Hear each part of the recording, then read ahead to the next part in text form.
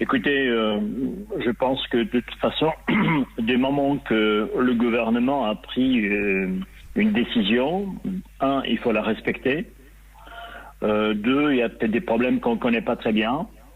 Et que trois, peut-être les Allemands, ils étaient beaucoup mieux organisés que nous jusqu'à présent. C'est peut-être pour ça qu'ils vont commencer. Il y aura sûrement d'autres pays qui vont commencer, comme l'Angleterre, l'Italie, l'Espagne, le Portugal. C'est dommage, peut-être on a, je dirais, pris cette décision trop vite. Mais peut-être on n'était aussi pas très bon pour justifier certaines choses. Pourtant, on a bien travaillé depuis 2 mois. Il y avait chaque groupe de travail. Il y avait le groupe de travail de reprise, il y avait le groupe de travail social, il y avait le groupe de travail des droits des télévisions. Malheureusement, on n'était peut-être pas assez efficace. On n'a pas laissé assez la parole. Oui, on est allé trop vite, dites-vous, Valdemarquita. C'est le gouvernement, en tout cas les politiques, qui sont peut-être allés trop vite, qui ne vous ont pas suffisamment écouté, qui n'étaient peut-être pas vraiment au fait de la situation du football professionnel et qui ont préféré annuler le championnat, alors qu'on aurait peut-être pu attendre effectivement 1, 2, 3 semaines pour voir comment allaient se comporter les autres pays européens. Écoutez, dans l'intérêt de tous les clubs professionnels, pour des raisons économiques et sportives, il aurait peut-être fallu attendre encore un peu avant de prendre la décision d'arrêter les championnats. Mais je comprends très bien que la santé avant tout, bien évidemment, mais il serait dommage que les championnats reprennent ailleurs en Europe, mais pas en France, au regard des conséquences économiques et sociales importantes. Vous pensez que les politiques n'ont pas compris ? Et que finalement c'est à cause du gouvernement et peut-être aussi de la ministre des Sports. Je crois que d'ailleurs vous avez quelques griefs à son endroit. Elle ne connaît peut-être pas suffisamment, le gouvernement ne connaît peut-être pas suffisamment le fonctionnement d'un club de foot et donc aussi d'une entreprise, puisqu'un club de foot est une entreprise, Valdemarquita. Et je sais à qui je parle quand je dis ça. Je pense que la critique est toujours facile quand on prend une décision. La décision, il faut la respecter, ça c'est sûr. Le problème, si vous voulez, c'est que je pense que dans le football, dans le sport de haut niveau, on n'est pas forcément beaucoup écouté. On sait très bien qu'on est des gens un petit peu prétentieux, pédants, de l'argent, et c'est un peu dommage d'avoir cette image-là.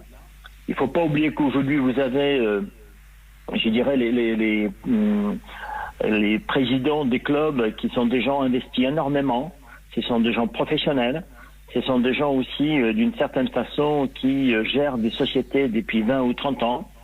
Donc il est clair que je me suis permis, je dirais, de le dire, que laissons les choses aux professionnels. Et que c'est vrai que j'ai eu entretien avec Madame la ministre du Sport et que je pense qu'il n'y a pas mieux que le dialogue et discussion. On a bien compris qui fait quoi et comment et de quelle façon. Je pense que c'était une discussion qui était constructive, un dialogue, je dirais, positif. Et j'espère que, je dirais, la crise nous permet aussi d'évaluer qu'est-ce que nous sommes comme football, au football aujourd'hui, professionnel comme amateur. Je sais aussi que malheureusement, beaucoup de clubs de deuxième division et de la nationale, ils ont de gros problèmes financiers qui nous demandent de les aider. Ça prouve qu'il y a quelque chose qui ne va pas. Il va falloir quand même se pencher sur le problème dans l'ensemble. Évidemment. Juste une réaction de Giroud sur votre point de vue, sur votre prise de position très forte, Valdemarquita. Et juste après, question de Jean-François Pérez. Giroud, votre sentiment, vous comprenez ce qu'est en train de nous dire Valdemarquita. On est peut-être allé un peu trop vite par une méconnaissance du tissu professionnel du football. Oui, bonsoir. J'étais membre du conseil d'administration de la Ligue pendant 23 ans et vice-président pendant quelques années. Tous mes respects, mais vous étiez surtout un bon entraîneur. Non. Donc je sais comment je sais comment cela fonctionne. Il n'y a dans ce conseil d'administration que des gens compétents, chacun dans leur fonction. Les présidents qui sont les responsables, c'est souvent leur argent ou c'est de l'argent dont ils sont responsables, devraient, par un effet de la pyramide, au bout d'un moment de débat, avoir le pouvoir. Et il devrait y avoir finalement quelque chose qui sort et qui soit solide et qui fasse le respect de tout le monde. Or, il y a eu beaucoup de cacophonie, un petit peu, pas seulement des dirigeants autour du football. Et je pense que ça a un petit peu démobilisé le gouvernement. Je peux vous dire que le président et le ministre de la Santé sont 2 footballeurs de niveau division d'honneur, parce que je les avais dans mon équipe des députés il y a 2 ou 3 ans. Donc on n'est pas tombé sur un gouvernement ignare qui n'y connaît rien. Mais je pense que après avoir écouté... Je n'ai pas dit ça, hein. Non, mais c'était pas vous. Il y a eu trop de... On sentait pas une ligne forte voulant continuer. Et donc, ils ont le souci aussi. On n'est pas en Allemagne, on a des dégâts considérablement plus forts. Il n'y a qu'à regarder... Vous avez aussi les dégâts en Italie, en Espagne, en Angleterre très fortes aussi. Hein. Mais ils n'ont pas commencé, eux. On va voir. Jean-François. Oui, Président Kita, vous êtes une voix qui compte dans le football français. On vient de parler du manque peut-être de solidarité, d'une voix unique pour essayer de trouver des solutions. J'ai 2 petites questions simples pour vous. Est-ce que vous êtes solidaire du mouvement actuel des recours qui sont en train de s'engager autour de Jean-Michel Aulas à Lyon, autour d'Amiens, peut-être de Toulouse et même en Ligue 2, Le Mans et Orléans qui sont en train de s'organiser pour intenter des recours pour sauver leur place. Est-ce que vous êtes solidaire de ce mouvement et puis est-ce que vous êtes pour une Ligue 1 et une Ligue 2 éventuellement à 22 clubs la saison prochaine? Alors déjà, tous ces gens-là, je respecte énormément. Je comprends très bien qu'ils ont chacun un intérêt personnel. Moi, je suis aujourd'hui dans le football et dans le conseil d'administration de la Ligue et dans le bureau. Et quand je suis là, je défends l'intérêt du football et pas mon club. Mais c'est humain qu'on défend son propre club à un certain moment. Je n'ai pas la même vision des choses par rapport à ça, parce que j'estime que quand on a de la chance et qu'on est aussi honoré d'être parmi dans le conseil d'administration, on doit aussi penser dans ces moments-là au football français et pas du tout à son club.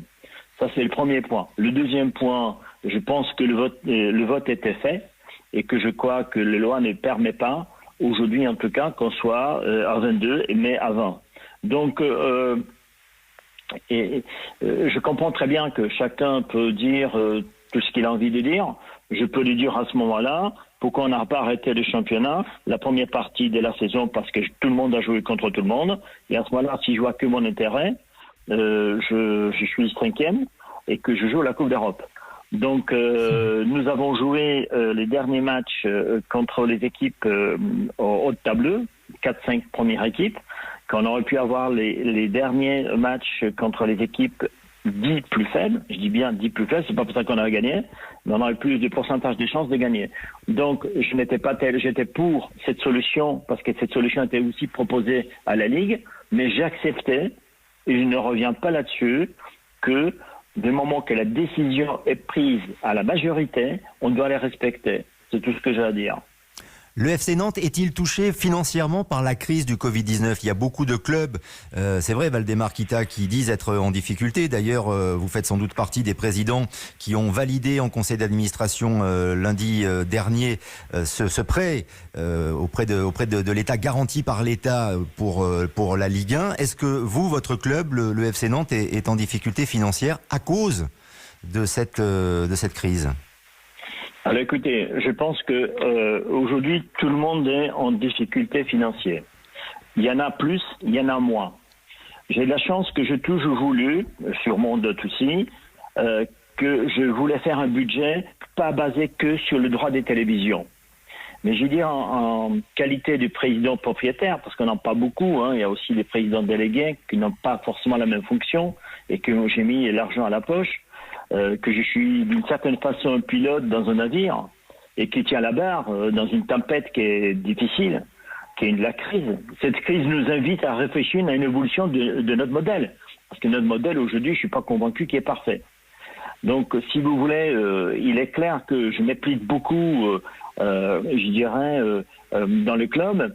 Je m'applique personnellement et je pense que M. Giroud, il doit savoir aussi parce que il a fait énormément pour Auxerre. On sait très bien ce qu'il a fait avec Auxerre parce que c'est une application personnelle énorme qu'il a donné beaucoup d'énergie et une mission qui me tient beaucoup à cœur depuis que j'ai racheté FC Nantes en 2007.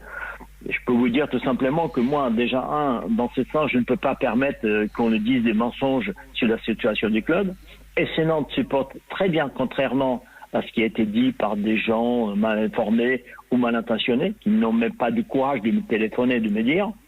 Depuis 14 ans, je n'ai aucun problème avec la DNCG. C'est vrai que je gère le club comme mon père de famille, et les finances du club sont saines. Au moins, c'est clair. Je vous avais donné la réponse. Vous m'avez donné une réponse extrêmement claire et surtout, c'est très intéressant sur le changement de modèle. Jean-François Pérez. Oui, pour poursuivre sur ce thème, Président Kita, entre tout l'argent que vous avez injecté dans ce club depuis quasiment 15 ans, des dizaines de millions d'euros, les blocages que vous avez rencontrés, et je fais notamment allusion au projet de stade, le Yellow Park, là, qui risque hélas de ne pas voir le jour, les conséquences de tout ça, les tempêtes parfois que vous essuyez dans les médias et avec les gens qui font partie du football français. Est-ce que parfois vous n'avez pas envie d'en rester là, en fait? Est-ce que vous êtes toujours combatif à la tête du FC Nantes? Alors écoutez, moi, il y a un proverbe qui dit le chien aboie, la caravane passe. Je ne suis pas quelqu'un qui laisse tomber comme ça et j'ai un projet, j'ai des idées. Dans le projet, on peut se casser la figure, on peut le corriger. C'est une route qui est pas évidente, c'est une fleuve qui est pas du tout tranquille. Et que c'est vrai que chacun peut faire chacun son expérience, mais en tout cas j'ai une expérience à peu près d'une 35 ans de la gestion d'entreprise, et je sais qu'aujourd'hui il y a des améliorations qui peuvent être réalisées pour devenir plus fort, mais pour tout ça il faut le temps. Il n'y a qu'une seule chose que je m'en veux beaucoup, c'est que j'ai pas assez analysé au départ les problèmes qui existent. On veut trop faire le club comme une entreprise, et malheureusement je dirais c'est pas ça. On sait très bien qu'on préfère conduire 100 machines que 10 hommes. Les hommes, c'est beaucoup plus complexe. Le footballeur est très fragile, il faut lui montrer de l'amour, il faut lui montrer aussi d'être dur. L'exemple des Guerreux, c'est un super exemple, c'est un exemple humain et sportif. Et je ne dis pas parce qu'il est là, ici, on s'en est vu 2-3 fois, ce qu'il a fait pour le football, plus personne peut-être se souvient, mais moi je suis d'une génération que je l'ai suivi de A à Z, même quand ils étaient à l'époque en CFA. Donc si vous voulez, le problème aujourd'hui, c'est que c'est vrai que j'ai une approche un peu différente, un peu de papa spirituel, mais c'est comme ça, je suis comme ça, je n'ai pas envie de changer. Par contre, je sais faire la distinction entre le club et les fonctions que j'ai aujourd'hui à la Ligue. Donc ce que vous nous dites, Waldemar Kita, pour prolonger un tout petit peu la question de Jean-François Pérez, vous y avez répondu, mais on a bien envie quand même que ce soit de manière extrêmement ferme. À aucun moment ça vous a traversé l'esprit de jeter l'éponge, tant la situation est compliquée. Parce que c'est un esprit aujourd'hui, je dirais, de familial. J'ai mon fils aussi qui travaille, qui est directeur général.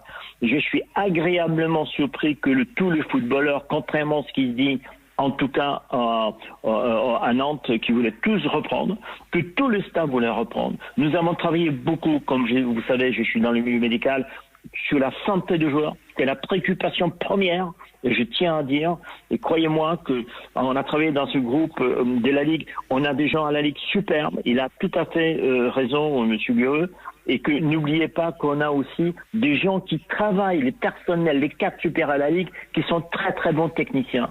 Donc si vous voulez aujourd'hui que tous les cadres, je dirais, marketing et commercial qui veulent revenir tout de suite travailler, ça veut dire qu'ils aiment le club, et qu'ils travaillent avec le cœur, et qu'ils travaillent, je pense, pour eux, mais ils travaillent aussi pour le club et un petit peu pour moi. Merci infiniment, Waldemar Kita. Votre parole pèse toujours, et surtout elle est franche, sincère, directe, et ça on l'apprécie beaucoup. Donc j'espère que ça aura une résonance. Une chose qui est très importante pour moi. J'ai parlé avec Madame la ministre du Sport, que j'ai eu longuement au téléphone, je pense mardi, minimum 1h30, 2 heures. Cet échange était vraiment très positif, mais vraiment très positif. On n'était pas d'accord sur certaines choses, mais je comprends. Mais il est important que le président du club puisse échanger avec les pouvoirs publics dans ces situations difficiles. Et c'est ce que je peux éventuellement faire une observation, pas quelque chose de désobligeant, mais bien sûr.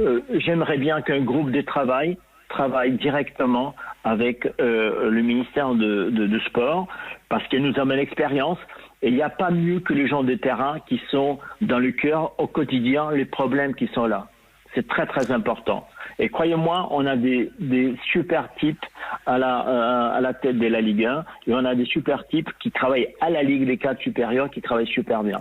C'est une proposition que nous allons répercuter et adresser à la ministère des Sports. On s'y engage sur Europe 1, Valdemar Kita. Pourquoi pas, c'est une bonne proposition. Je suis convaincu qu'il faut changer quelque chose. Convaincu. Les clubs, les amateurs, ils ont des gros problèmes financiers aujourd'hui. C'est vrai, on en a parlé. On nous appelle tous les jours là. On nous appelle tous les jours les clubs. Ils vont déposer des bilans.